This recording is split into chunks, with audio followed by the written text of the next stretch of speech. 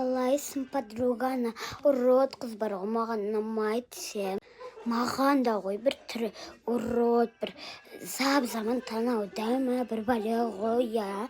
Екеуі анамен дос болмағанымыз жақсы болды, әйтсе бізге соны жұқтыратын еді ғой да. Қалайсыңдар, сенде мен 12-тен бөлемі?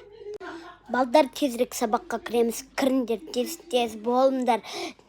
Кір, Айсұлу, Айдана, Нұрайлым, кіріңдер.